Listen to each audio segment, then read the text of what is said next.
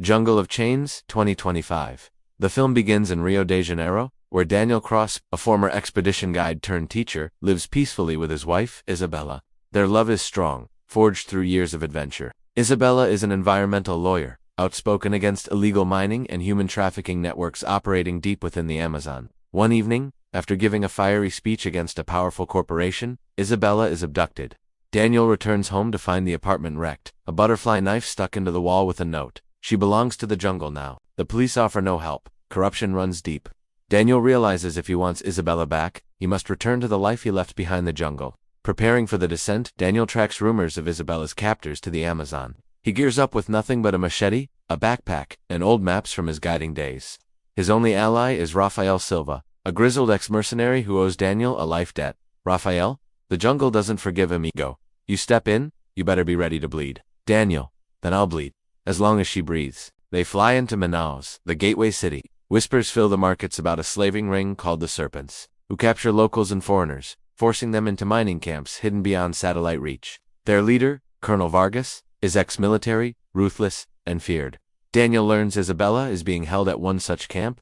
Days appear against warnings. He hires a small boat and begins the perilous journey into the heart of the jungle. The river narrows, the canopy thickens.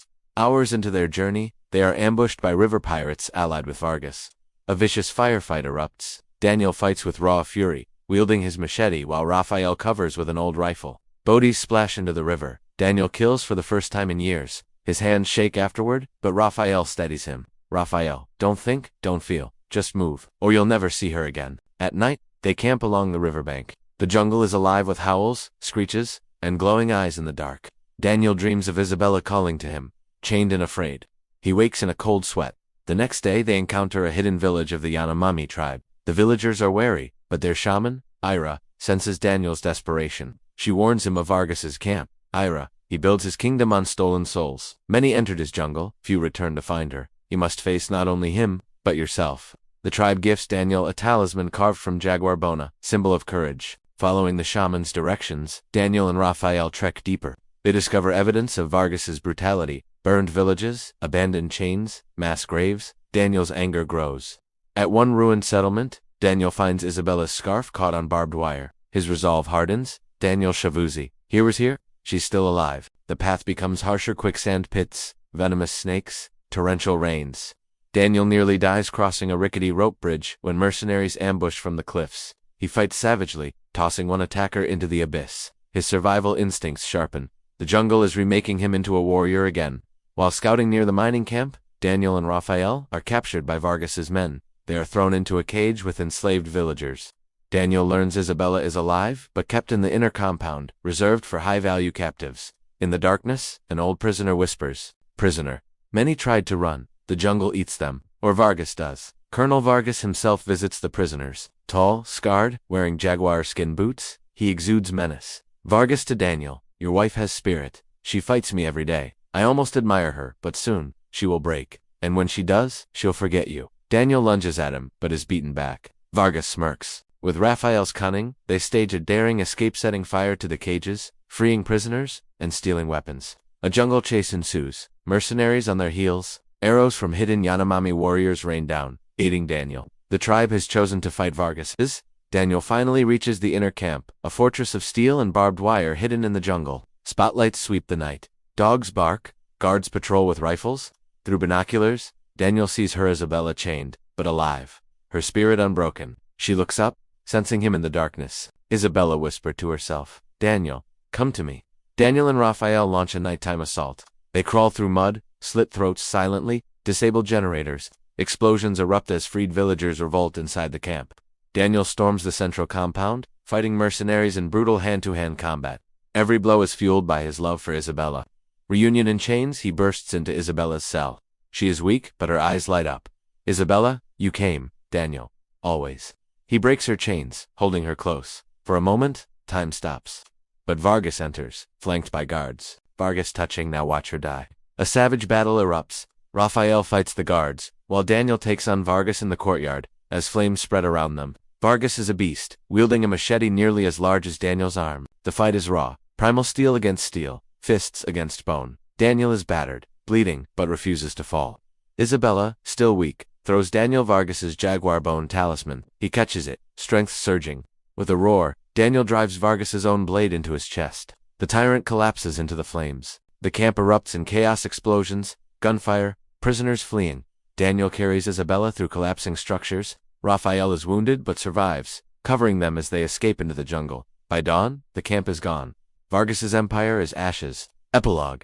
Return of the Butterfly. Daniel and Isabella recover in the Yanomami village. The tribe honors them as warriors. Raphael, though scarred, finds peace among the villagers. As Daniel and Isabella prepare to leave the jungle, Ira, the shaman, speaks. Ira, the jungle tested you, and you returned with her. But remember, the chains you broke here still bind others. Do not stop.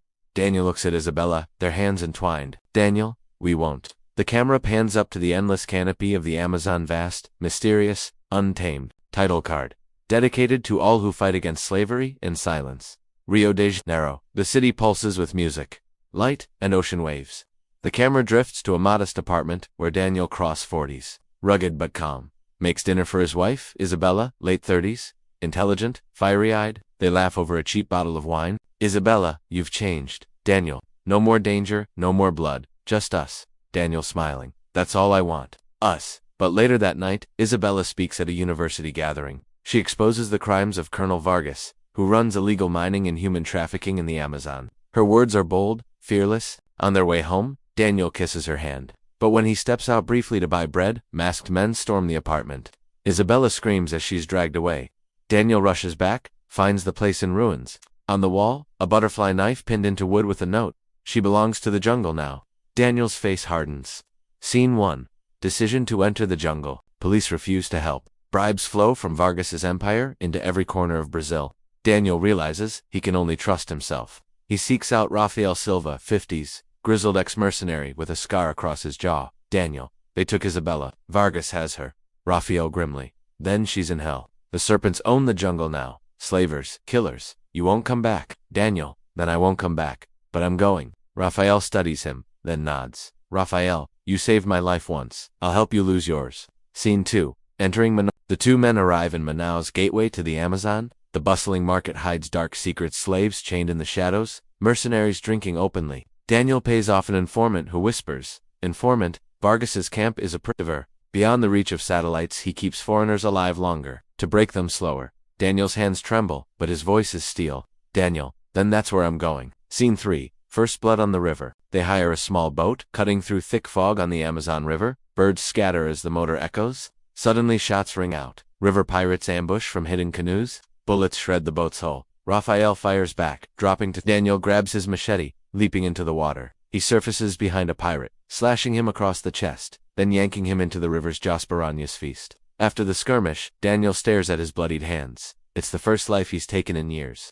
Raphael, don't think about it. You want Isabella. Keep moving. Daniel wipes the blade and nods. His transformation begins. Scene 4. The Yanomami encounter that night. They stumble into a Yanomami village, hidden deep in the forest. The villagers are wary, spears raised, but the shaman, Ira 60s, ageless eyes, steps forward. She touches Daniel's chest. Ira, your heart is loud with pain. You walk into the mouth of the serpent. Daniel shows Isabella's scarf. Daniel, she was taken by Vargas. Ira frowns, then gives him a carved jaguar bone talisman. Ira, this will not shield your body, only your spirit. The jungle takes everything else. Scene 5. Jungle trials. Daniel and Raphael trek deeper. The jungle tests them.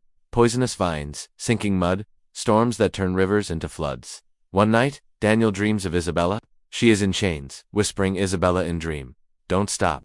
I'm waiting. He wakes, sweating, clutching the jaguar talisman. Scene 6. Signs of horror. They reach a burned village. Bodies in shallow graves, cages abandoned. Daniel finds Isabella's scarf snagged on barbed wire. Daniel growling.